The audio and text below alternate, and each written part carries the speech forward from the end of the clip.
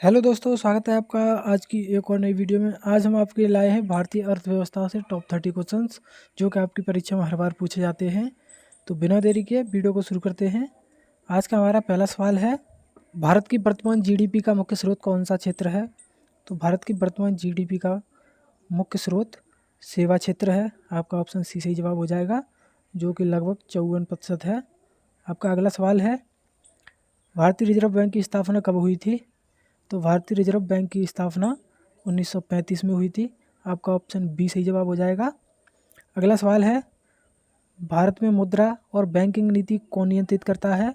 तो भारत में मुद्रा और बैंकिंग नीति भारतीय रिजर्व बैंक नियंत्रित करती है। आपका ऑप्शन बी सही जवाब हो जाएगा। अगला सवाल है, भारत में सबसे बड़ी निर्यात वस्तु कौन सी है? तो भारत में सबसे बड़ी निर्यात वस्तु पेट्रोलियम उत्पाद हैं। आपका ऑप्शन ए सही जवाब हो जाएगा। अगला सवाल है, नमो की अर्थव्यवस्था किस वर्ष घोषित हुई थी? तो नमो की अर्थव्यवस्था 2014 में हुई थी। आपका ऑप्शन बी सही जवाब हो जाएगा। अगला सवाल है, भारत में नोटबंदी कब की गई थी? तो भारत में नोटबंदी 2016 में की गई थी। आपका ऑप्शन सी सही जवाब हो जाएगा। अगला सवाल है, भारत का सबसे बड़ा कर कौन सा है? तो भारत का सबसे बड़ा कर माल और सेवा कर है। आपका ऑप्शन बी सही जवाब हो जाएगा। अगला सवाल है, भारत में मेक इन इंडिया योजना कब शुरू हुई थी? तो भारत में मेक इन इंडिया 2014 में शुरू हुई थी। आपका ऑप्शन बी सही जवाब हो जाएगा। अगला सवाल है, भारत में मुद्रास्फीति को मापने के लिए कौन सा सूचकांक प्रयोग होता है? भारत में मुद्रास्फीति को मापने के लिए उपभोक्ता मूल्य सूचकांक प्रयोग होता है। आपका ऑप्शन ए सही जवाब हो जाएगा। अगला सवाल है, भारत का कृषि योगदान जीडीपी में कितना लगभग है? तो भारत का कृषि योगदान जीडीपी में 18% है। आपका ऑप्शन सी सही जवाब हो जाएगा। अगला सवाल है, भारत में सर्वाधिक विदेशी निवेश किस क्षेत्र में आता है? तो भारत में सर्वाधिक विदेशी निवेश बैंकिंग में आता है। आपका ऑप्शन ए सही जवाब हो जाएगा। अगला सवाल है, भारत में सबसे बड़ी शेयर बाजार कौन सी है?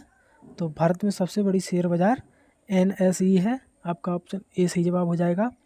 अगला सवाल है, जनधन योजना किस क्षेत्र से संबंधित है? तो जनधन योजना वित्तीय समावेश से संबंधित है। आपका ऑप्शन सी सही जवाब हो जाएगा। अगला सवाल है, भारत में बेरोजगारी दर को मापने के लिए कौन सा विभाग जिम्मेदार है? तो भारत में बेरोजगारी दर को मापने के लिए केंद्रीय सांख्यिकी कार्यालय आपका जिम्मेदार है। आपका ऑप्शन बी सही जवाब हो जाएगा। अगला सवाल है, भारत का चालू खाता घाटा किसकी स्थिति दर्शाता है? तो भारत का चालू खाता घाटा जो है वो निर्यात और आयात संतुलन की स्थिति को दर्शाता है। आपका ऑप्शन ए सही जवाब हो जाएगा। अगला सवाल है, भारत में संपत्ति कर कब समाप्त किया गया था? तो भारत में संपत्ति कर को 2010 में समाप्त किया गया था। आपका ऑप्शन बी सही जवाब हो जाएगा। अगला सवाल है, भारत में सबसे बड़ी बैंक कौन सी हैं? तो भारत में सबसे बड़े बैंक एसबीआई और पीएनबी हैं। आपका ऑप्शन बी सही जवाब हो जाएगा। अगला सवाल है, भारत में ग्रामीण रोजगार गारंटी योजना कब शुरू हुई थी? तो भारत में ग्रामीण रोजगार गारंटी योजना 2005 में शुरू हुई थी। आपका ऑप्शन बी सही जवाब हो जाएगा। अगला सवाल है, भारत का सबसे बड़ा आयातित उत्पाद कौन सा है? तो भारत का सबसे बड़ा आयातित उत्पाद तेल है। आपका ऑप्शन ए सही जवाब हो जाएगा।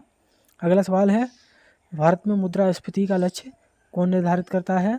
तो भारत में मुद्रास्फीति का लक्ष्य आपका रिजर्व बैंक निर्धारित करती है। आपका ऑप्शन बी सही जवाब हो जाएगा।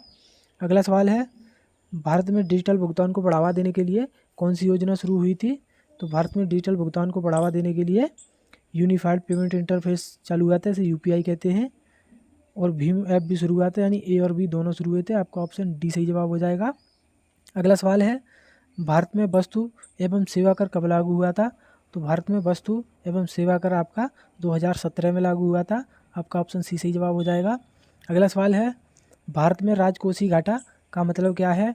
तो भारत में राजकोषीय घाटा का मतलब खर्च और आय का अंतर है। आपका ऑप्शन बी सही जवाब हो जाएगा। अगला सवाल है, भारत में रुपया डॉलर विनिमय दर किसे प्रभावित करता है? तो भारत में रुपया डॉलर विनिमय दर जो है वो इन तीनों को प्रभावित करता है, यानी आपका ऑप्शन डी सही जवाब हो जाएगा। अगला सवाल है, भारत की आर्थिक बुद्धि को कौन मापता है? तो भारत की आर्थिक बुद्धि को केंद्रीय सांख्यिकी कार्यालय मापता है। आपका ऑप्शन बी सही जवाब हो जाएगा। अगला सवाल है, भारत में सोना आयात पर सबसे बड़ा असर किसका है?